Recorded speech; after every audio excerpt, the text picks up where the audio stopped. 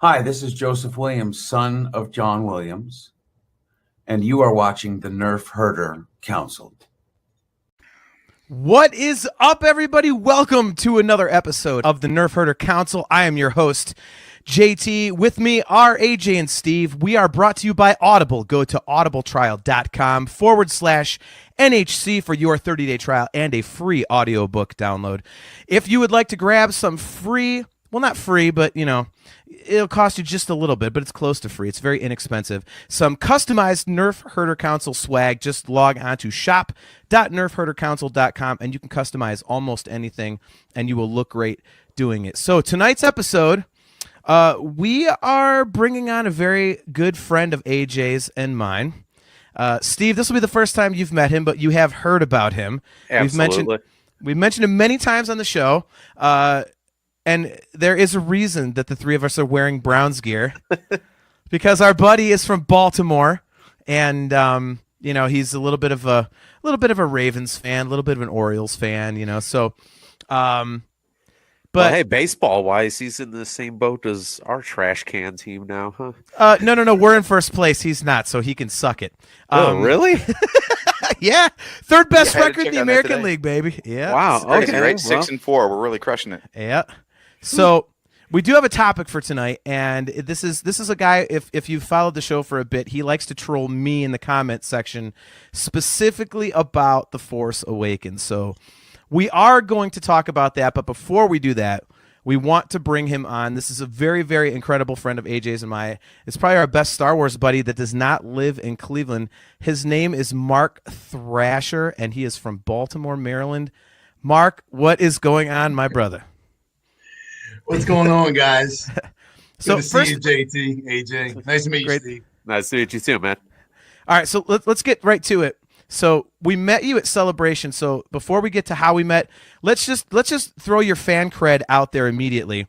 Over your shoulder is an actual poster you brought home from Celebration 1. You have been to every celebration but one. Correct me if I'm wrong there. That's correct. Yes. Episode or Celebration 7.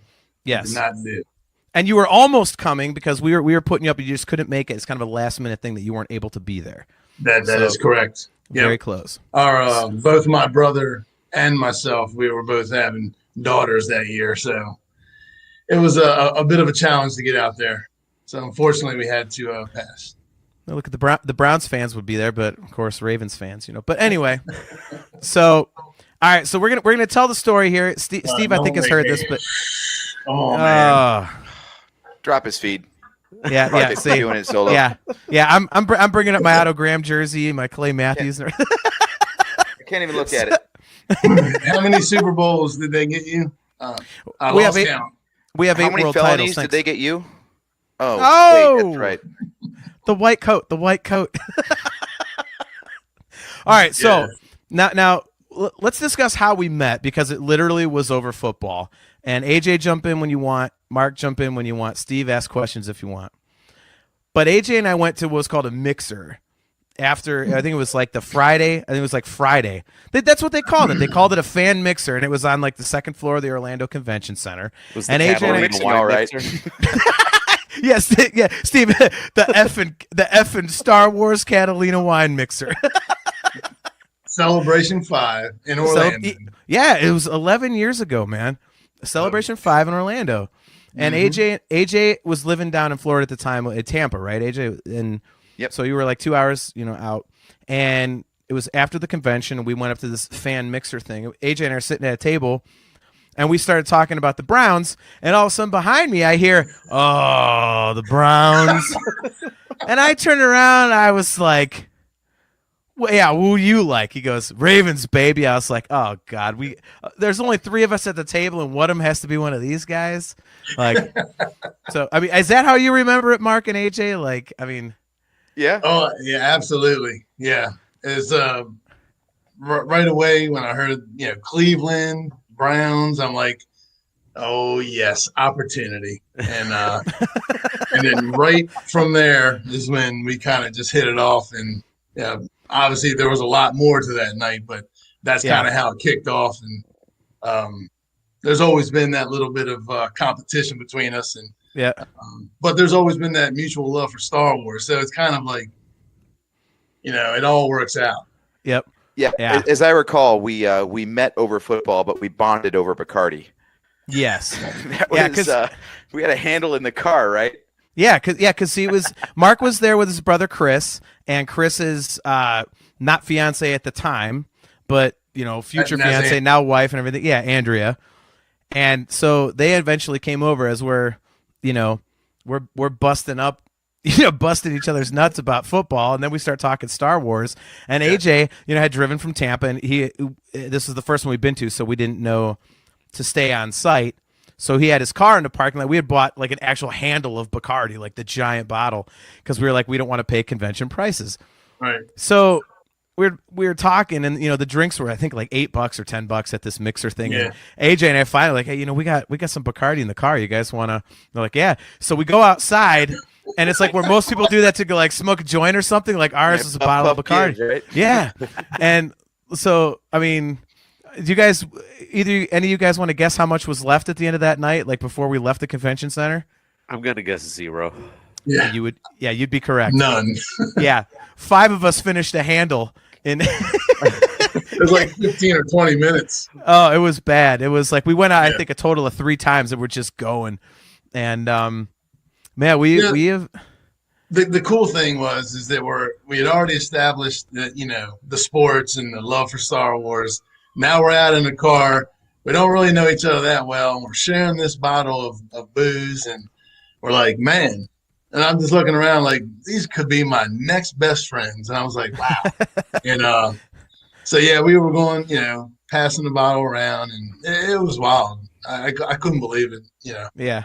Yeah, he was just looking at the two of you guys thinking, man, if they just weren't Browns fans, I might actually like these guys. Exactly, Steve. I was like, how am I going to be friends with these guys from Cleveland? I mean, they probably already hate my guts along with Martin Nell. Like, yeah, but they gave me the free booze, so we're going to work with this for the night.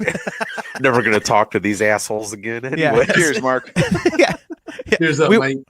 We were outnumbered, so but yeah, I mean the long story short was, we hung out, the rest of that celebration, we met up and stuff, and then we exchanged numbers, and we literally have kept in touch ever since. Mm-hmm. And like we met up at all the other celebrations except for the one you couldn't make, due to having your daughter and stuff like that. And I mean, it was seriously one of those weird things where you figure just like, yeah, you're getting drunk talking football, but it really has become like friends to the point where again, we're doing this tonight because you've been busting my ass about The Force Awakens, where you keep trolling me in the comments of other shows. So finally, I'm like, you know what? Let's get this guy on here. Like, enough is enough. So, I mean, we did hunt. I mean, you even wanted to mention Chicago, like in 19, right? You wanted to. Hey, if you guys want to talk about Chicago, I don't know if you have enough time, but I'm more than willing to talk about it because that was a fantastic time. You know what? And thanks for inviting me out to it. You guys really hooked me up, and I was able to make the drive out there. And you showed me these cool restaurants. What was that pizza place called? Pisano's. Yeah, Pisano's. Exactly. Yeah. Deep dish pizza where the crust was not crust, it was Italian sausage. That is proof that God loves us and wants us to be happy. Let me just put it that way. And it was basically a whole iron wrought pan full of sauce, and I was like, what in the world is this? But it was so good. And there was there was writing all over the walls, and I'm like, good God, what's going on here? But man, that was just one night. But yeah, we took you to Pisano's, we took you to Gino's. That was it was like we did everything because like you were staying with us, so we got to finally God, that one night, which is where actually this is a conversation we had drunk off our asses in the lobby of the hotel. That it was a great discussion. And so we're like, well, let's revisit it on the show. But like we went down there we went to the hotel lobby with, a bottle of rum, a bottle of Johnny Red, Star Wars Trivial Pursuit. And then we just started arguing about The Force Awakens. After lightsaber battling and, all this other stuff. Like, yes. So I'm going through all these pictures in my phone. I haven't deleted them or transferred them, so they're still in there. And you were lightsaber battling, and it was like 4 a.m. Yep. And I got a couple pictures. AJ, you're Somewhere drinking. I've got like an 8-minute video of that thing. Oh my god! You have like a bottle of red wine that you're just drinking like it's a glass. Oh, that wasn't red wine. I no. say, I don't do wine. That was AJ, rum. Yeah, that was rum and Coke. I'll find the picture. That sounds more logical. But it was wild, man. We were having in the Johnny Red. Oh wow, it was wild. Yeah. Don't forget, you went like in true Baltimore fashion. You partied out before the Clevelanders, and AJ and I, let's just say, we ended up like damn near halfway across the city that night at another party, and decided it got a little douchey for us, and we're like, yeah, this is probably not our scene. So we took off, and we're sliding down escalators. We woke up like so bruised, we had no idea what the hell happened, and AJ had gone through an entire bottle of was Kraken. it Kraken? Kraken, Yep, yeah. It's always Kraken. So, you know. Maybe that's what it was then. Oh yeah. Oh, it was cracking, all right, because he was cracking up. So, I'm cruising for a bruising when I'm back in the Kraken. Nice. There we go. All right, you got a fan there, Thrasher. Good man, All Mark right. Thrasher. There you go. My buddy. What's up, Josh? Nice. So All right. far with this guy. He's a good guy. That's awesome, man. That's Yep, awesome. yep. See, all we got to do to get up past 23 listeners is have Mark on, and we'll get about 28 or 29. So there you go. Hey, All right, a so- little bit of Sign when your guests are more popular than your hosts, by the way. Just saying. Hey, I'm a whore for publicity, man. What can I say? Yeah, whatever works. All right, so let's get into this. So the crux of the argument is, all right, we're going to talk about The Force Awakens, and we've never really truly delved into it on this level, Steve, AJ, and I, because we've tried to avoid this. I think it is a complete ripoff of Episode 4. It is my least favorite Star Wars movie. I still love it because all Star Wars movies are really, really fun. But I think it's a ripoff of Episode 4 after the first, 40 minutes. And you, Mark, completely disagree. You just think it's phenomenal. So, all right, start out and explain why this is so great to you and you are so opposed to my viewpoint. All right. So, without getting into too many details just yet, there was, obviously the prequels came out. We waited, until 99 to see Episode 1. And then, over those 6 years, we got 3 movies, and they were great, and I loved them, but it didn't quite feel like the original Star Wars movies. It kind of was a little bit different. Now, I'm not bashing them, but they were great. It was like a whole new experience. It was kind of like watching a different type of Star Wars, but it still had some of the main, characters, some of the main elements, lightsabers, the music, the sound, all that was great. But it just didn't have that same feel like Episode 4, 5, and 6. And when Episode 7 came out, Force Awakens, it actually felt, to me, it felt like I was watching a Star Wars, an original Star Wars movie. There was a lot of the same characters in it, and maybe that's part of it. You had Harrison Ford, Carrie Fisher before she passed. Mark Hamill, a whole bunch of the rest of the cast were there. You had a lot of the same ships. I mean, we're seeing the Falcon again. It was really wild. And it just felt like a great movie. It felt good. It felt real. And that just may have been how I interpreted it. But the thing that got me is that when Episode 8 came out, I did not feel that was, in line with what Episode 7 had done and left off, or where it had left off. And you had mentioned that you loved it and that you thought it was a great movie. So that's kind of where we got the back and forth action going, and how I became kind of opposed to your thoughts and sentiments on The Force Awakens. And then from there, it just kind of became fun. But if you want to get into detail, I mean, we can pick the movie apart, and I'm all in. Well, that's why we're on a podcast, It sounds like both of you guys are saying the exact same thing. It's just that one of you enjoys the fact that it did that, and one of you didn't. That's all. But you're saying the Yeah. exact same words. Is that it felt like episode 4 because you say it's a ripoff of 4. So like it's the same words, different interpretation of it. That's all. Mm-hmm. Yeah, I think. I mean, I completely understand where you're coming from. Mhm. Like, does it feel more like the original trilogy? Yeah, because it does have, it's not all, digital technology and the green screen stuff, which I love. I mean, that's, what they were doing technologically at the time. So I have no problem with, the prequels for that reason. So obviously it's going to look different and all that. And that I agree with. The problem that I have with it is that, on a very visceral level, as the movie progressed, I was like, okay, pretty much like after the Falcon comes back and all this stuff, and kind of like the whole Maz's castle thing, like it basically, I started being like, okay, I've seen that. Well, that looks familiar. Okay, this is familiar. This is familiar. And I was just like where's like the original? Okay, sorry, my cat is like deciding to. Hey, Bubba, get out of here, Bubba. Go, Bubba, get. Bubba disagrees with me too, so Right. Typical Browns fan. hey, dude. Well, hey, he's an orange and white tabby, so technically he may be a Bengal fan for all we know. That's why he's trying to interrupt us. But yeah, Every it's now just- and then I gotta put something up. Okay. okay. I give you credit for the Orioles stuff, man. Like I mean, they're pretty terrible. Thanks.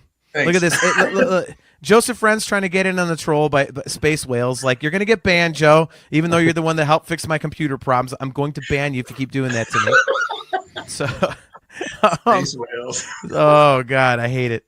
Hey, going back to the sports thing real quick, man. It takes real skill to only win 19 baseball games a year. So, See, this is the troll episode. But yeah, so it's like I think This is where the rubber meets the road. yeah, exactly.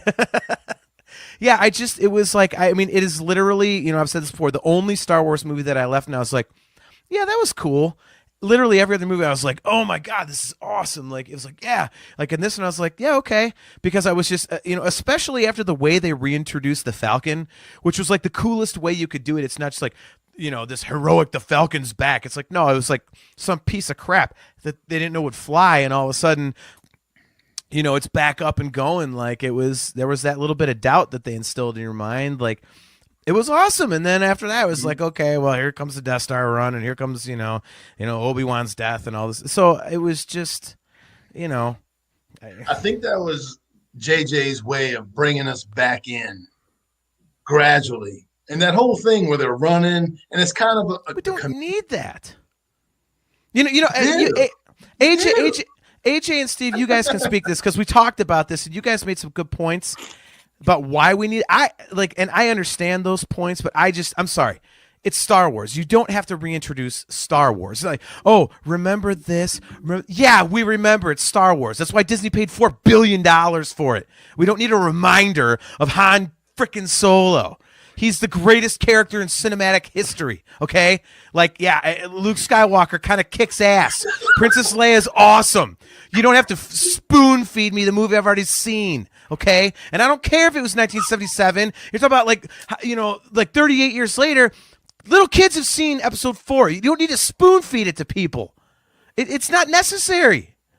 it is if I you're think trying you to were make on the right money track. in 2015 or whatever the hell it was. No. They didn't need to sell it to you. They needed to sell it to a whole new group of people to make all that Exactly. money off of. That's exactly right.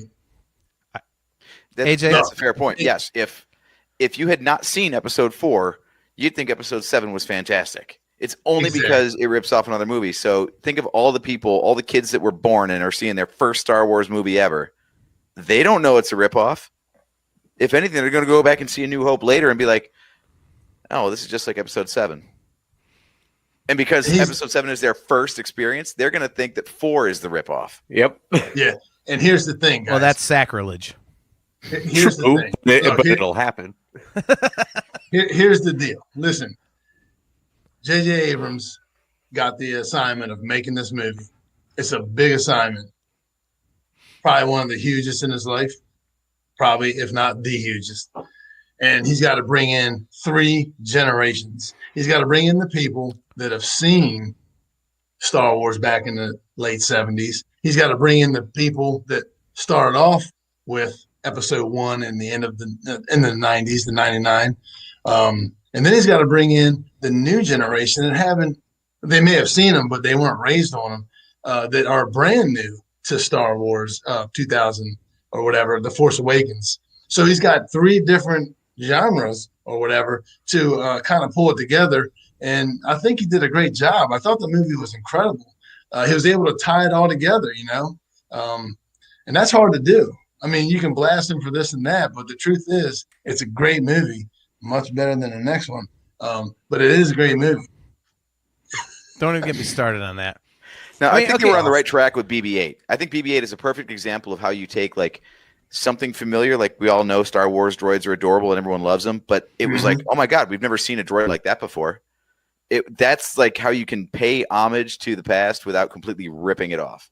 Yeah. Well, and I think that's my thing. And Mark, I mean, you make a good point to where, they have, 3 different, segments of the fan base that they need to pull in.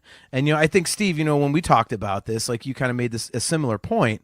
And, I mean, yeah, they have to bring in like 3 segments of the fan base, but it's like, for those of us that are familiar with Episode 4, I mean, I think you can do that without being like, hey, remember this thing you've already seen? Like, it was just lazy. I mean, I do agree with that, but at the end of the day, they don't care about us. It's literally to make the money off the new people, because they knew they had ours in their pocket already just for saying, hey, look, there's new Star Wars coming out this year. So they didn't really give a crap. But for all the people that were questioning it because they don't know anything about Star Wars yet, maybe you have to ease them into the shallow end of the pool a little bit first. All right, so we have a comment here from Joseph Wren. Yes, they spoon-fed you the first film. What did you want? Episode 1.5? All right, Joe, you're going to have to explain that in the comments, because if this is going to be another one of those, it actually ripped off Phantom Menace more than A New Hope arguments, I may send you the link and bring you on live right now to argue that point, because I think that's crap. So I've always thought that argument is crap, and I think he's talking more about how Episode 1 was like such a departure from the last movie, Return of the Jedi, that they couldn't do it again. They couldn't like go in a completely new direction for Episode 7, because Episode 1 was like hated for being so different from the others. Yeah. Like Episode 1. They? Episode 1, really, in my opinion, the only anchor was Palpatine. And he wasn't even Palpatine. It was Chancellor or whatever. It was Senator. And, so that was kind of the anchor, the glue that kind of stuck us, and pulled us in. And yeah, everything about Episode 1 I love. Don't get me wrong, guys. But it was a whole new world. George Lucas was showing us something very new and very different. But the only thing that really tied us together were like the lightsabers and the Senator, Palpatine. And with this one, with Episode 7, like there was everything. Original characters, the fight in the snow and the trees, the Falcon, the feeling like you're in the Death Star run again, like all that stuff that you mentioned, JT. It just felt like a good movie. I mean, it just felt not only a good movie, but it really felt like it was related to Star Wars and like something from back in the 70s, early 80s. It had that feel to it. And also, let's not gloss over the fact that JT hates it because of what happened to Han. Look, man, to your point, Steve, I had a hard time with that. I really did. And, what they did in the last movie, it really kind of helped me out, bringing him back. In fact, when I heard his voice, I was like, yes, thank you. But it was like, I couldn't believe it. I was like, nah, seriously? That's how it's going to – I mean, Ben's going to do that? Nah. But yeah, so that's kind of how it happened. And but yeah, So Guy Allen is on your side. He says it was tugging at the nostalgia of the hardcore fans while reeling in all the new fans. Thrasher hit the nail on the head. and I'm liking this guy Allen. No pun intended. Like, okay, but here's the thing. Like, you can tug at the nostalgia without giving you the same damn thing. Like, you know what it was? It was like, people argue about bands that do a greatest hits record where they re-record their old songs. They're like, well, I've already heard. Well, like, wow, just the same songs. Like, that's what this is. It's a re-recorded greatest hits thing, and it's like, well, why don't you just give me like a new record that kicks ass? And instead, all they just gave us the same thing. Like, I think there was enough in there. I've said this before. When you announce that Han, Leia, and Luke are going to be in there, and then you've got Chewbacca in the trailer and stuff like that, and brief shots of the droids, whatever. Anybody who's familiar with Star Wars at all knows that, okay, this is Star Wars. Like, there's going to be that old school stuff in there. So you don't have to rehash that story. You can have them in there in a fresh story. Just having them there is enough nostalgia. Seriously, that's my whole thing about it. Like, I if don't think Star Killer Base was a cube, I don't think so many people would have so many issues with it. Mark, seriously though, if it wasn't if they didn't do that scene where they compared it to the Death Star, I really don't think too many people would have. People are stupid. Let's just be honest. The grand scope of things, large groups of people are dumb. And if you didn't give them that on-screen comparison, a lot of people wouldn't even have thought about the damn thing. Well, I mean, and to your point, Steve, I mean, like, everybody completely just annihilates the line in The Rise of Skywalker. Somehow Palpatine's returned. They're like, oh. And yet those same fans, when they go, no, it's not the Death Star, this is bigger. They're like, yay! Like, that's even worse. Like, no, right? it's a bigger ball. Like what? That's even worse. Like, come on. That's basically what the Empire / First Order has always done. The Death Star didn't work. Let's make a bigger one. Oh crap! They blew that one up too. What if we make one the size of a planet? They'll never shut this down. Can't But yet do that they one. didn't. They didn't think about Han and Chewbacca going in there with a handful of hand grenades being able to blow the whole goddamn thing up. Now, did they? Right? Well, I mean, So- and JJ, real quick, Mark, I'll let you get to your point. But I love The Rise of Skywalker, but J.J. Abrams did it again in The Rise of Skywalker. I've got a new First Order. They are red because they're more evil, like my gods. They are the same but red. Like, seriously, they're just stormtroopers with a couple extra like grooves in the plastic. Like, I mean, come on, like, that's the best you could do. Well, he did that in the original trilogy too, when he had his Senate guards or whatever the hell they were. They were just guys in red robes. Well, exactly. Like, it's like, just he, He's Palpatine's consistent. thing, At that's least all. he knows what he likes. Yeah, exactly. well, this didn't work the first. Branding, Steve. It's called Lazy Palpatine. Palpatine's like, No, you know hold what on this is now. missing? Hold Red. on, Jack. Oh no, Jack. Check All right. this out. Okay. So the Empire may have been smarter than we think because they built the Death Star. Rebels figured it out, blew it up. They built us another one, same thing. This time, they're like, well, why don't we take our stuff to a planet and start building from the inside out or outside in or however they want to work it. And maybe we won't be noticed as quickly and we can rebuild our empire, the First Order.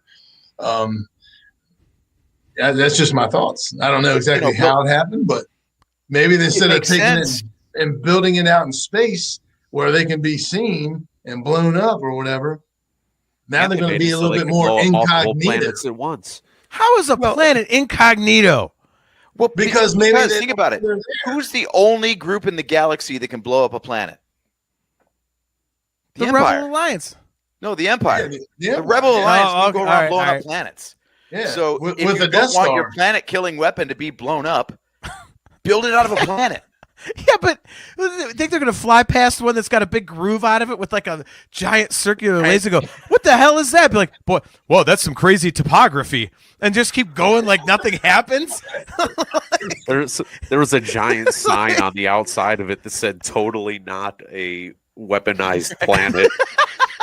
Someone's doing recon, they fly past, they're like, Signed that can't be Bill good. Weasley. Yeah. This is not the planet you're looking for. Move along. Look at this. Look at this. Scott Luther. The Spice Girls blew up planet Earth in the 90s. Luther, I'm not paying. So Scott is the commissioner of my fantasy football league. I'm not paying next year for that. You just gave me a free season of fantasy football for that. Seriously, Spice Girls were a planet in the 90s. Have you heard of Spice World? That's true.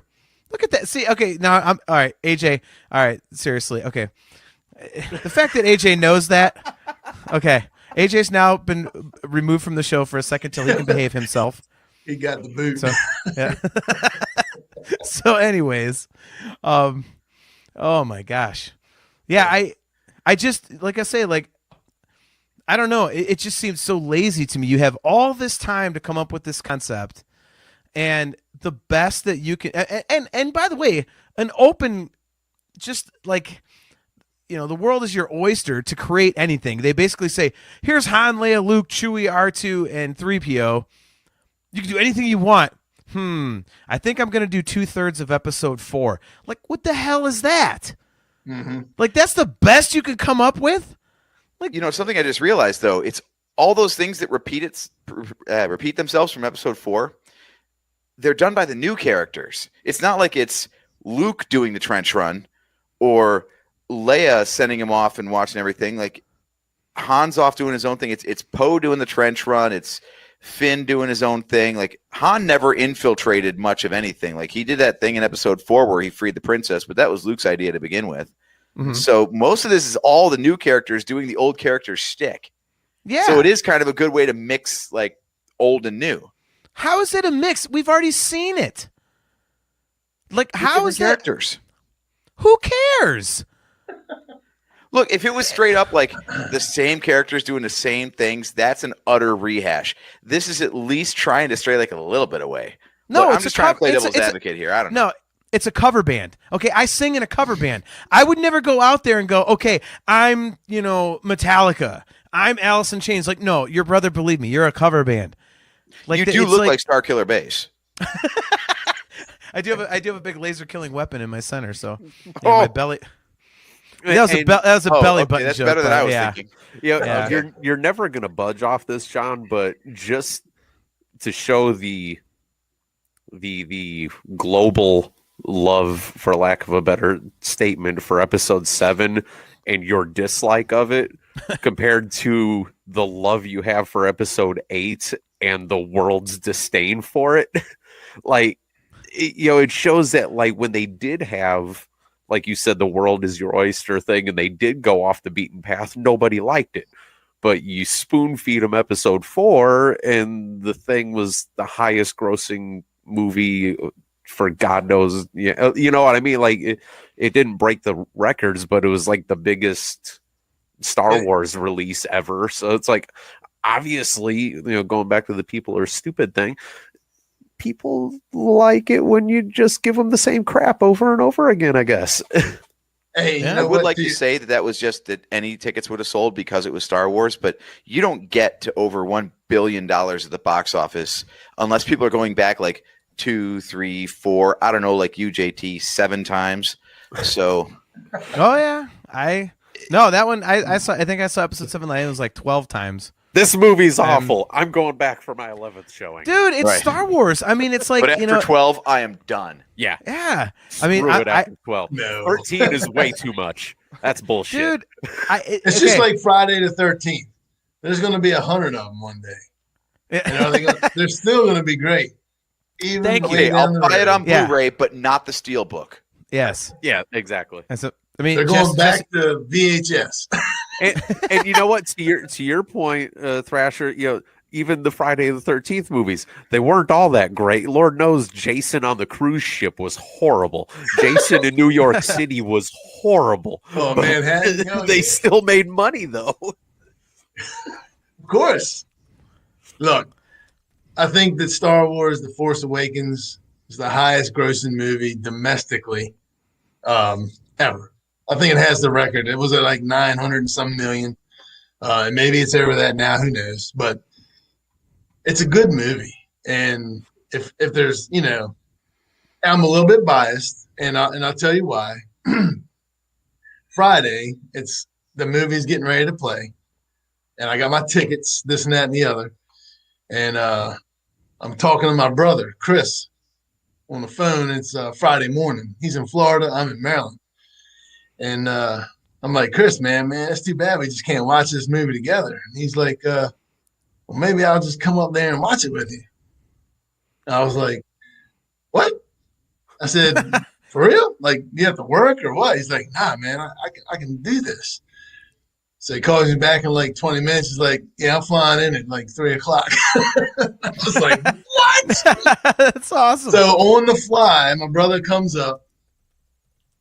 I pick him up from the airport, and we all have like a dinner. We go to like Buffalo Wild Wings, me and a bunch of friends, my brother, Chris, and then we go see the movie together. And it was like, so that was kind of special. And maybe that set the night up or set the movie up.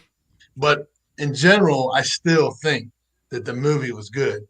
I didn't have too much about it other than Han, that scene at the end there. I didn't care for that, but that's because I'm partial to Harrison Ford. But the whole movie just felt good to me, and I was so thankful to have been able to watch it. And I just want to throw that plug in there for my brother coming up like on the fly that day. And you know, there is something to be said about a level of comfortability with the movie too. You know, yes, they might have took a lot of ideas from episode 4, but just the fact that you could feel comfortable watching the movie, you know, like without having anxiety of what's going to happen next. Like that little bit of comfort kind of makes you enjoy the movie a little bit more too, you know, kind of like after you've watched it 11 times. Yeah. Like, what's Jar Jar going to do next? Yeah. Yeah. Yes. Being I a like comeback Jar movie. Jar, but you just don't know. I'm sorry. Go ahead. Sorry, I was just going to say that being the first movie that George Lucas wasn't involved in, they had to convince people that they could still make Star Wars without him. Yeah. I just think it was too. The easiest way is to just go back to his recipe, basically. I just think that's too safe. I'm sorry. That it's like that's not the Lucas way of doing things.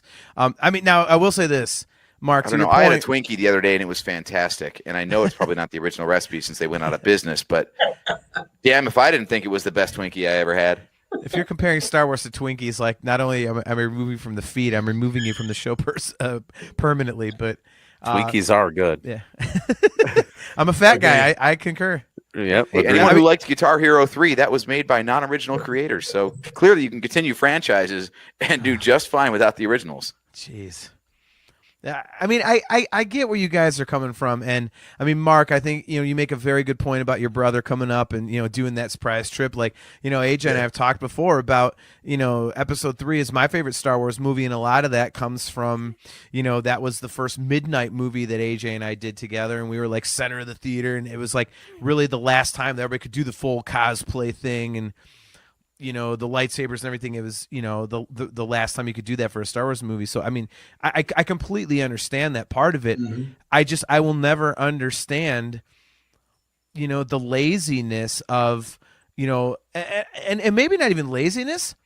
I don't know the word, but I'll just bluntly, the lack of balls that it takes to like take on a Star Wars movie and not take a chance. I think that's why I love The Last Jedi so much, because that's a way, that's a George Lucas way of thinking. That's I've got this monstrous burden, you know, to create something that has this enormous following and people are waiting with bated breath to see this, and I'm gonna just do what I feel is cool. Like, I'm not going to worry about what is expected. I'm not going to take the safe route, you know? And to me, that's kind of what the heart of Star Wars is. And J.J. Abrams did not do that. You know, I mean, I prefer the Rise of Skywalker to The Force Awakens, and The Rise of Skywalker is nothing but fan service, and it is goofy in spots, but it works better because at least it's an original story. It's not, well, okay, here's Return to the Jedi all over again. Like, I mean, if you want to say it is because there's a huge battle, the good guys beat the good guys at the good guys beat the bad guys at the end. Excuse me. Okay, but the rest of it was at least an original story. And I think I think that's an example of how you could do it. Like, bring back all the familiar stuff, as you guys said, but wrap it in an original story. And they didn't do it. It's like, and I'm sorry, Star Wars is such a world famous property. It's the most famous movie franchise in history. You don't have to reintroduce it, air quotes. I mean, it doesn't need done. It was unnecessary. I'm gonna let me ask you. Go ahead. I'm sorry, you got a question. Go for it, Mark. No, I'm just gonna say I'm gonna put your mind and your heart at ease. I know you've been battling with this, and I'm gonna sit it to you straight. When J.J. Abrams brings in Harrison Ford, Carrie Fisher, Mark Hamill, all these original cast members, and they're going to talk about making a Star Wars movie, I don't necessarily know that he's going to go and say, hey, we're going to do this totally new thing that's off the hook and get them to buy into it. He probably needed them to sign off, so to speak, on doing these roles, like the original Princess Leia, the original Han Solo, the original Luke Skywalker. How are they going to mend all that into this new movie, past or post prequels, and get them to sign on and do this? So I'm sure they had to all agree on a script. I don't know how that works, but collectively, this is the movie they came up with, and JJ shot it. But I don't think that if he went off on his own with that original cast, that it would have been as good. It wouldn't have probably felt like the original Han. It wouldn't have felt like the original Luke. It wouldn't have felt like the original Princess Leia. R2 and 3PO. There's different things I think that they needed to bring it in. I think they did a good job. Now, maybe you wanted to see something new, but that's what 1, 2, and 3 are for. You can watch that all the time. But what you're saying is that those characters can't exist outside of the original trilogy, and that those characters are only popular because of the storyline of the original trilogy, and I completely disagree. I mean, that's why they have a solo movie.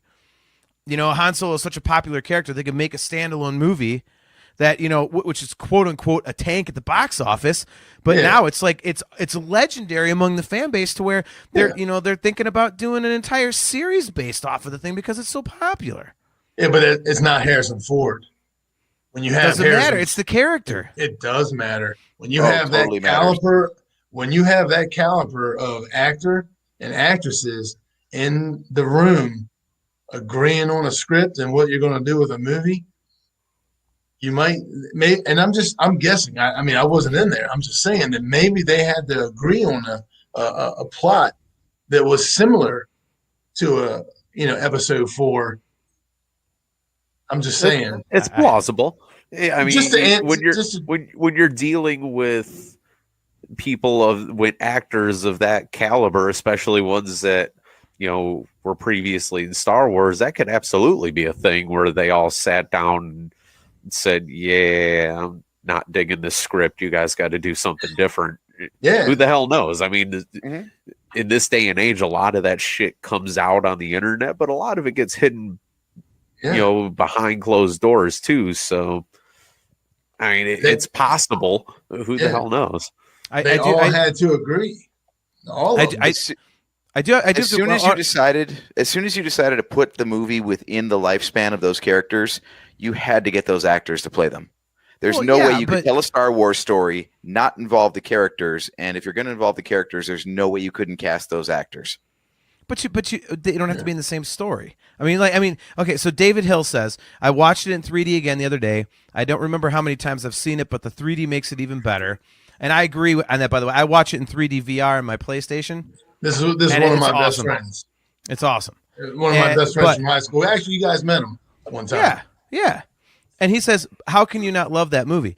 I do love the movie. I mean, it's Star Wars. I love it. It's just, it's too much of a rehash.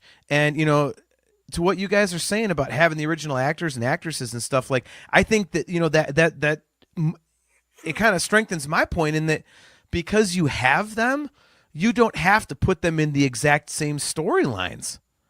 You don't have to, remember Han Solo? Well, now he's back as like the savior guy. Like, you don't have to redo everything that they did. But I he don't wasn't. think he did. I don't think that he did. I think they needed to rekindle the princess and Han Solo, and they did.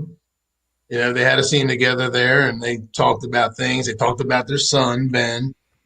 There were some real, intimate parts there, personal things, and then there was just a whole lot of dialogue in that movie that just, it kind of was in relation to what happened in episode 4, 5, and 6. They kind of picked up from there. But I don't think it was the same movie. I don't think it didn't feel like episode 4 to me. I mean, there's a couple scenes in it that might have resembled things from episode 4, but I don't think it was the same movie. I don't think it was a ripoff. And hell, Han was a complete 180 from the original trilogy. Original trilogy, Han would have been trying to collect his money and get the hell out of there. He never would have confronted Ben on that thing. And went and put his own ass on the line, putting the explosives inside there and all that stuff. Like he was other than the jacket, he was. Yeah. Well, no, even the jacket was new. But I mean, even that he was back to being Smuggler Han. Like CMS Podcast Network, which is either Aiken or Toomey, a couple of my really really good friends. Why did no characters arise from the last 6 movies as dominant as Luke, Leia, Han, Vader, etc.? I mean, and that's the point. Like, they bring these guys back and like they rehash episode 4, which kind of crippled the new characters from the get-go. There was no way that they were going to have these new characters be worth as much as the others, because they're like, oh, remember these guys that you love? Here's the same story too. So you're focused on the nostalgia. And then these other like the people that are supposed to be the new, big 3 or whatever, are almost relegated to background characters in a way, because you're so focused. If you didn't put original trilogy characters in it, we'd be sitting here 5 years later having discussion how stupid it was not to have any of those characters in the movie. Well, because that's Star Wars fandom as a whole, is you're going to take whatever they give you and you're going to bitch about what they didn't give you. So if they did not give you Leia, Luke, and Han, we would all been sitting here going, why the hell didn't they put those guys in it? And they never said that they died, or where are they? You can't just have these movies without the original cast in it. So you're going to lose either way. Yeah. It's like Qui-Gon said, your focus determines your reality. We're busy harping on all the things that are like rehashes from episode 4, but think about all the stuff that wasn't. Like, we saw new force powers. We saw a lightsaber design we never saw before. Kylo Ren in general was just a new thing. Right, just like the opening scene. Rey's backstory, Finn's backstory, all these new characters had completely unique origins. Kylo Ren is the only one you could even tie to the original cast at all, just through legacy of, familial ties. But otherwise, they had a completely new cast of characters set up. And we saw ships doing stuff we'd never seen before. The Falcon pulled off tricks we didn't know it had. Like, there's a whole bunch of new stuff in that movie still. Yeah. All right. Yeah. So here's a good question. We got a couple questions. Okay. Jesse Cole says, you guys should brainstorm the new plot that it should have had right now live on air. Okay. Well, here's my idea. Don't make it the Skywalker saga. If you want to tie it to the Skywalkers somehow, that's fine. But when you're talking about something 30 years down the road, maybe don't use those original characters as an anchor. Have them in there as a bridge, and then have it go off into some other thing. You could have it be, a new galactic conflict. But when you tie it to the Skywalker saga, and it has to be like Skywalker centric, that was the whole thing. Like, first of all, they didn't have a cohesive story written before and then split it into 3 parts. And second of all, it kind of painted them into a corner. So the one thing that always bugged me is the whole, it's a map to Luke Skywalker. I've never seen a map that points to a person. Like, if they want to say that there's some big, like, MacGuffin that they're chasing through the whole thing, and they happen to come across Luke's path, like they did in episode 9, where like Luke was looking for something. This is the last place he went looking for it. Let's pick up the trail. Okay, now you're looking for a thing that Luke Skywalker happens to be involved with. But to say like the galaxy's going to shit, We need Luke Skywalker. No one else can fix it. Come on. Well, and how about the fact that like with R2, at least they had like a CD drive or some kind of thing that slides nicely into R2. Freaking BB-8 is just like a drawer. Like every time he rolled around, I'm picturing that thing clattering around in there, like making noise. Like, what the hell is that noise? You just hear us clicking and clanking because, I mean, it was like, what is that? Like, I will say though, like the fact that they had like 98% of the map and that little chunk was missing and they couldn't figure out where the hell he was at. I like to think you could take 98% of the map and at least get a general idea of where to go. But you know what? You get that last 2% and they're like, oh shit, there he is. I actually There's a pictured that, nationwide manhunt for a fugitive. We've got 49 states on the map. Do you think we can canvass that last one without it? yeah. They canvassed the whole area except for the island of Ashto, and they went, but that's not on the map, so let's just skip that and go past it. Yeah. while Luke is hiding behind like a giant tea leaf or something on the island, so they can't see him. See, I always pictured that too, like the part they don't have, like the part they do have gets them all the way to Achto, and you see a ship just floating there on this planet that's nothing but water. There's one island, and then they've got the other part, and there's this blank spot, and they're looking like, well, crap, like now where do we go? Like, and they're basically staring at the island like, He had damn, like I wonder where the end of this is. The exact sign that was on Starkiller Base that said this is totally not a weaponry like planet. There was just a sign on Achto that said Luke is totally not on this island. All right. and the rest of the rebels were like, he might be. No, he's definitely not there. Why would they put that sign there? Yeah. If he is, all right, Yeah, let's keep going. Let's keep going. Check the next island. But now, C-3PO wrecked the whole movie anyway. He was the one where, like, wasn't he the one that BB-8 was like, well, what about R2? Maybe R2's got the map. And C-3PO's like, no, stupid. He's like, been in R2 power never down fired mode. up. See, that's another thing. Like he's been in R2D2 power got down mode. shafted. Oh, God, did Yeah. he get the shaft? Like, How can you not find a part for R2D2 in your movie? I mean, he's the most important character in Star Wars. Which, Right. I mean, literally, if you look back, I mean, and by the way, we're going to do that episode. We're going to go through all the movies and explain why R2D2 is the single most important Star Wars character. Our cousin brought that up years ago, and when you really look back at every movie, you're like, oh my God, he really is. Mm-hmm. Is it really the Skywalker story or is it the R2 story? It's the R2 story, man. It is. Yeah. So, He's all right. also kind of a dick, though, because he always knows more than he's letting on, and people go through a bunch of shit as a result. If he would just tell him what he knew from the start. Yeah, I really don't think they understood R2 as much as they like to act like they did. Like in episode 4, R2 was just beat bopping all over the place, telling him, hey, I know who the hell Vader is. And Luke and all them are just like, yeah, R2, it's totally, it's that thing over there. Yeah, you're right, buddy. Knowing full well they don't understand anything he's saying or Chewbacca or any of that shit. They're just like, go ahead. All right. Do what you got to do. So Joseph Friend says, remaking, quote unquote, the first film puts the pressure on the new characters to create something new. The existing characters have to be there if this is a continuation of the Skywalker story. And I mean, I agree with that. And I think that's my issue is that, like, okay, you don't have to continue the Skywalker story, but, remaking the first film does put the pressure on the new characters to create something new. And they did in The Last Jedi. But in, The Force Awakens, they did not. So I'll never understand the hate for The Last Jedi. It's like, I mean, and that's a whole nother topic, but it's, like I would have wanted The Last Jedi as The Force Awakens in terms of something new, something fresh, something, holy crap, this is, I've never seen this before.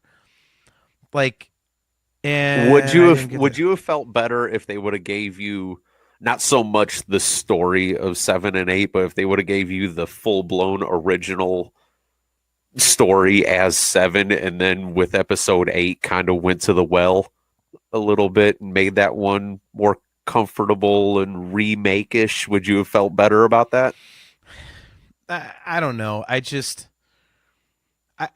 Again, to me, like coming out of the theater after, first of all, when you find out about the Disney sale, what was it, 2012 or 11 or whatever it was? Something So you're waiting like that, yeah. like 3-4 years. You're like, oh my God, like we thought Star Wars was over. It's back. And then the first thing we get after all this like buildup, not only of Star Wars is back, but oh my God, like all the other plans that they announced that they have, I get something that is basically something I've already seen. I'm like, this is the best that you could do. Like, it almost seemed insulting. It was like, I mean, how dumb do you think we are? Like, and I'll be, I'll say it. And also, say it. look If at I piss off- JJ's hold on a track second. record too. If Yeah, I- if of I- course if he I- was gonna remake if- something. If I'm going to piss a lot of Star Wars fans off, I apologize. But I can't believe this film is so popular because I'm like, I really didn't think Star Wars fans were that dumb to just go, okay, it's a because I've heard a lot of people say it is a rehash, but I love it. Like, but that's not what Star Wars is about. Like so that's all you want is it's just like. And it comes up, like with The Last Jedi. That's not what Luke Skywalker would do. He is a superhero. He needs to stop it. Like, are you? I had more faith in Star Wars fans to want something original, something cool that pushes the story forward. Instead, maybe a bunch of people just want rehash crap. Dude, if I you piss go on people off, record as that's saying fine. like, I just want to see the Millennium Falcon. I want to see Han Solo and the Millennium Falcon kicking ass. Like, Yeah. okay, but you've seen that before. Yeah, okay, but So- it's like for 60 seconds a movie. It's not, an hour and a half of a movie. Even Solo itself, like, they have that, but it was to explain how he became a legend, how he got the Falcon. It wasn't just like, within the first 5 minutes, oh, Millennium Falcon's my ship, and then he's just destroying shit in the Millennium Falcon the whole movie. They didn't do that, so that was cool. That was cool. It wasn't like, well, here we're going to do a whole movie about, how he's flying around in the asteroid field with Leia and stuff like that. And then, he lands on an asteroid, but it's not an asteroid. It's actually a small moon, but wink, wink, it's not the same. Like, no, I don't know. In short answer, John. Short answer, John. Yes, that's exactly what the hell Star Wars fans want. Just go on the internet and scour Facebook message boards and Twitter. That's exactly what Star Wars fans want nowadays. It's exactly it. That's why they hate. That's why they hated Solo. That's why they hate Episode 8. They want the same crap over and over and over again. They complain about Episode 8. Where's our lightsaber battle? But then you get 1 and 9, and they bitch about it. You get a rehashed movie of 4, 7. Broad whatever.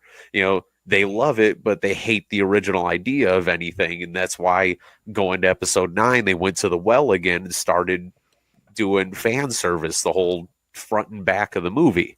Yeah. Like it's exactly what Star Wars fans want. That's kind of the problem. I apologize for pissing on fellow fans. I know that's a dick move.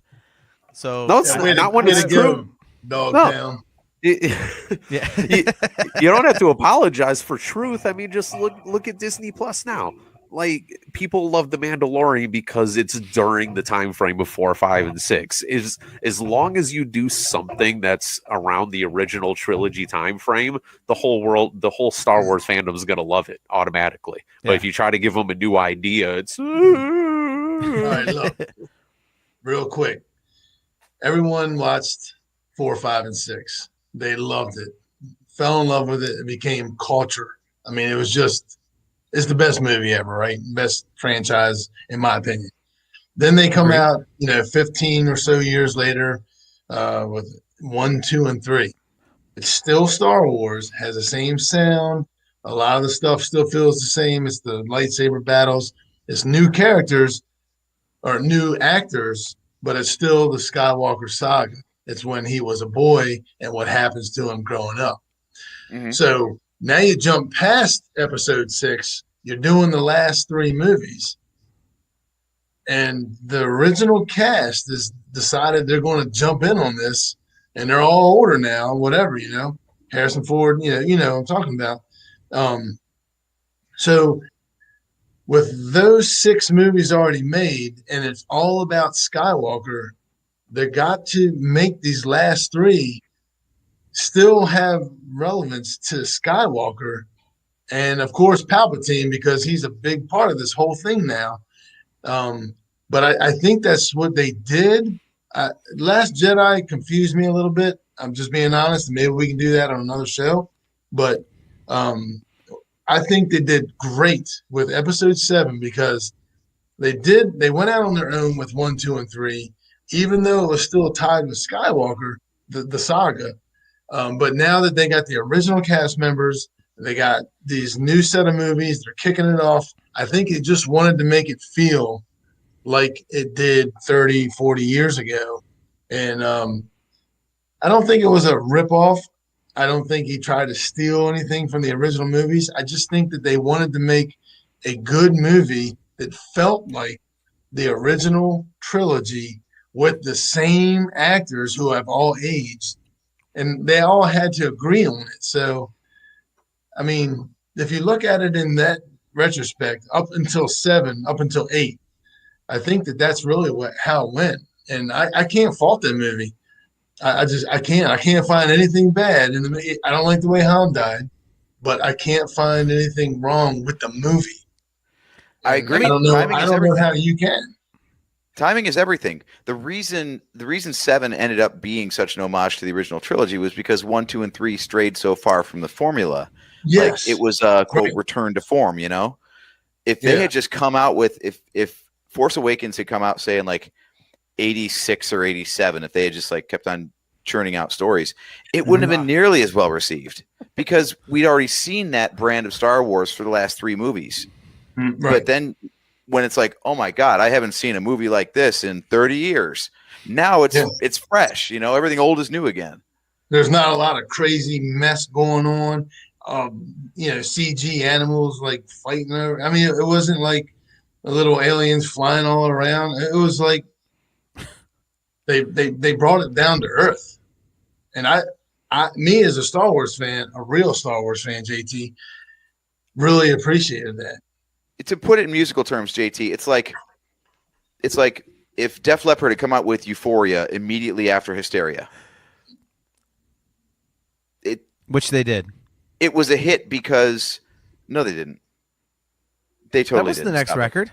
No, yes, it wasn't. It was marketed as the next record, but it was because they put out other records in between, and then they marketed it like it was the next record. No, unless I'm wrong, the next record was the marketing Euphoria. tagline was "After Hysteria comes Euphoria," and it came out years and years after Hysteria. No, well, what? Like a decade later. Adrenalize. Okay. Yeah. No. It was Euphoria. Yeah. Okay, another musical example. Operation Mindcrime 2. Sorry. How many albums were there between Operation Mindcrime and Operation Mindcrime 2? Okay. That's a whole different thing. It's marketed as a return to form because they strayed away from the formula. Different kind of truth for Van Halen. It was a kick-ass record. It was like what should have come after 1984 if Ross stayed in the band. Yeah. Except he didn't, and we had all this Sammy music in between, but then their whole marketing spin was, remember that thing way back in the day that you liked? Well, here's more of it. Yeah, but it was different. It's timing, man. It was better received because there was something different in between. 7 was exactly what it needed to be, I think. When you phrase it in that context, I can understand that. You know, I mean, again, I don't think it was necessary because, I mean, I get what you're saying is like they basically kind of were like, oh, people, you know, and that's why I think it's kind of a weak mentality because they were like, oh, well, you know, the prequels, they sucked and the fans crapped on them, so let's give them what they really like and, oh, let's play it safe and give them episode 4 or whatever. You know, it's... I just didn't think they need to do that. I mean, Mark, to your point, you know, you mentioned having the original characters and stuff in there, and you know they got, you know, they sign up on the story, whatever. I mean, let's be honest, and you know, you say, "Oh, I'm a real Star Wars fan," not you. Like you're joking around. Obviously, we're huge Star Wars fans, both of us, all 4 of us. I mean, as soon as we heard that Han, Luke, and Leia, and 3PO, and R2 and Chewie are going to be in the movie, wouldn't you have been okay with, like, you know, whatever story they tell, as long as they were true to those characters? I mean, that's my point, is it's like just having them there, you're like, oh, dude, like, that's awesome. You know, that's cool to have them. You know, it's, you know, like, they didn't need to rehash the actual story. Just having them there was enough of a springboard. I thought that having them in there was incredible, and I thought the interaction between each other was good. Now, the whole thing I didn't care for was the small amount that Luke had to deal with it. I thought that he should have had more, of a role in that movie. But I thought that was cool. Just at the very end, dude. When you tease him, and like they really teased him. I mean, yeah, you tease Luke Skywalker, and then he's in there for like 30 seconds. I'm like, that's great. I mean, I wanted to see more of him too. Yeah. But again, to me, that was an original idea. Like that was, And I was something okay you with didn't that. expect. Like I thought that was cool. Yeah. Whereas that's the one thing in that movie that people hated. They were like, "Oh, we need more Luke Skywalker." It's like, well, Yeah, do we really or do we need more Rey and Finn and Poe and BB-8 and Kylo Ren and stuff? I mean, Yeah. So I feel don't like know. they addressed that in The Last Jedi. People miss like how direct that was of a line, but they're like, "What do you think I'm gonna do? Go out there and face down the whole First Order with a laser sword?" Yeah, Like that was directly to the fans, going like, "Oh, you thought Luke Skywalker could just go out there and save the day for the entire galaxy?" Yep, and Duh. I love that. It's just like and you like that, and again, that's the same thing that the majority of fanboys bitch about, because you had brought it up earlier tonight, John. The whole Luke wouldn't act like that, because we all personally know Luke apparently, and we know how he acted while in his own 30-year exile on the island and everything. So yeah, we all know exactly how he was going to act after all that time, right? yeah. I don't know. Like, I mean, you guys make great points. Again, like it's again at its most visceral level. It's the only time I left the theater after Star Wars movie being like, yeah, that was pretty cool. Like, and I think what does it to me, like, I wouldn't mind doing that so much if it wasn't this monstrous buildup of, oh my God, Star Wars is back, and oh my God, the original characters are back. And then it was just like I think it was just this letdown on all levels for me after this huge, and thank God I saw the movie poster, because I mean, and you guys, AJ, you and Steve will attest to this. I mean, Mark, when I saw the movie poster, when they did the big reveal and Starkiller Base was in the middle, I mean, I told them, I was like, please God, don't tell me that the bad guy's super weapon is a giant ball. Like, again, it's a giant ball. Yeah, and that's true. I was like, really? Like, we've seen that twice already. Like, why is this? Well, maybe that's why Han said Chewie, we're home.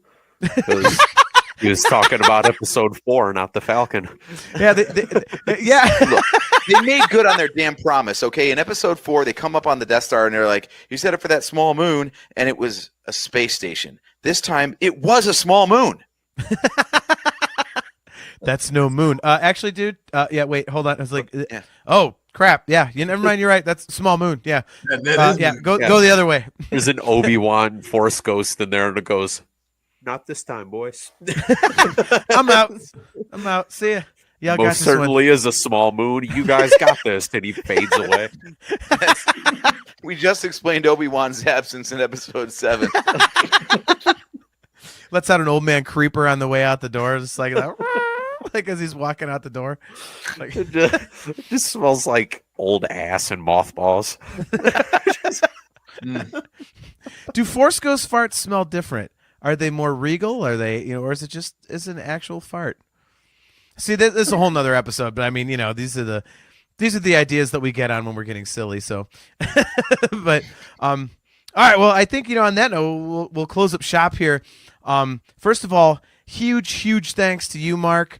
Thank you so much for coming on, man. Obviously, AJ and I, we love you. It is awesome to hang out with you. Definitely, we'll have to get you on again if you'd like to come on. We appreciate. Yeah, I mean, you were great. I appreciate it very much. Like, thanks for showing off that awesome piece of celebration history back there. No problem. A little bit more here. Oh, Yeah, the pass! 3A The pass! Oh, Yep, signed by damn. Ray Park. Oh, that's amazing. Yeah. That is awesome. The official 3-day lanyard from Celebration 1 with the Ray Park signature. That's right. And oh man, Yeah, that was a is good time. awesome. Yeah. So are we going to see you in Anaheim next August? I don't know. I have It's a feeling. possibility. I have a feeling that there'll be a hotel room that you might be able to crash in. A little birdie told me. I'm getting the thumbs up from across the room. Well, there you go. All right, so the plan has been hatched. So now we just got to figure out how to get you guys tickets. I'm the only one with tickets. So, Steve, are we going to see you? Oh no. Let's be realistic about that. You know it's right next to Disney. I know. Oh yeah, I do have to check that place out now. Disneyland, right? Yes. Yeah. Steve is an enormous Disney freak, so he does his trips to Disney, whereas AJ and I do Celebration. So Yeah. Hey, But, can we do a whole podcast of episode 8? I would love to. You and I would be completely flip flopped. Yeah. You know? Yeah. It's pretty much going to be the exact same podcast, except you guys are going to be on the opposite side of the room. We'll just repost this, but every time I say the Force Awakens, every time we say the Force Awakens, it'll be the Last Jedi. See, whatever. JT, hold on, son. Let me tell you something, Jack. Let me tell you something about the Last Jedi. Listen up, Jack. Let me tell you about the Last Jedi.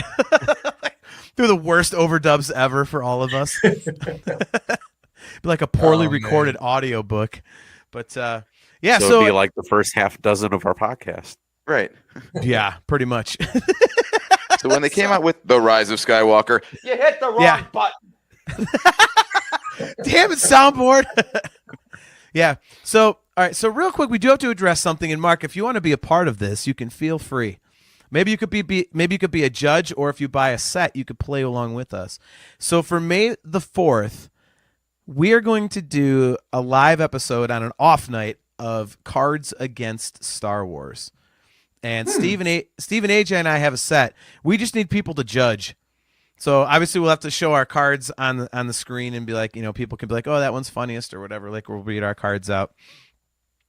But I'm thinking, guys, we should do it on Friday, April 30th. It'll be like a couple days before May 4th. And I think we can do that. I mean, if you're available, Mark, if you're available, Steve. In the evening? Oh, no.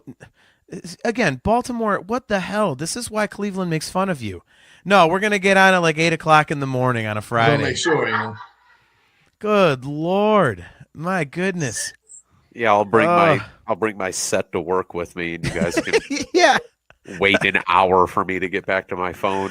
I'll be reviewing legal contracts, reading stuff like, Han Solo's rancid butthole, like live on a computer while I'm trying to be on Zoom meetings. I don't think Mark gets it. Let's get Sarah on instead. Yeah, it's okay. Yeah, get the wife on, man. So yeah. Nope. Nice. Well, maybe she could be with you as a judge or something. Who knows? Right. But, yeah, if you're in, Mark, if you want to play along with us. So yeah, on Friday, April 30th, let's do it. Let's do our Cards Against Humanity as our special, let's get drunk and play cards. Look at this. My buddy Aiken, record it and release it May 4th, dummy. We're trying to do it live, dummy. Okay, so I don't need your input. Okay, I get about 27 listeners a show, Aiken. I don't need to hear from you and your 40,000 downloads a week. Now go away. So before we were so rudely interrupted by a successful podcast. So yeah, let's do it. Friday, April 30th. Let's do some Cards Against Humanity. We will actually be doing a show a couple days before that. We'll do our next podcast. What we will be talking about, we are not sure, but we will figure that out. So we'll get some more promo and details out. But for those of you guys checking out the show, we'll see you on April 30th. Let's drink some beer. Let's sip some bourbon and talk some gross Star Wars stuff. And hopefully YouTube doesn't shut us down. So... Well, it's not like we get anything from YouTube, so I know. So, Not yet. all right. Well, again, Mark, thank you very much for coming on. We love you, man. We appreciate you. My pleasure. Thank all of you for tuning into another episode of the Nerf Herder Council. You can find us, the audio version, on pretty much anywhere you find your podcasts, Google Podcasts, Apple Podcasts, Spotify, all those good places. Just Google us. You'll find us. Download us if you'd like to listen in your car or on your headphones. Don't forget, we are brought to you by Audible. Go to audibletrial.com/NHC for a 30-day trial and a free audiobook download. You can get your own customizable Nerf Herder Council swag at shop.nerfherdercouncil.com, and go and check out the Twitter at NHC Podcast. The website is nerfherdercouncil.com, or just hit us up on Facebook or at nerfherdercouncil@gmail.com. So I am your host, JT at Dog Pound Jedi. He is AJ. At Drake Adams 579. He is Steve. At NerfHerder Steve.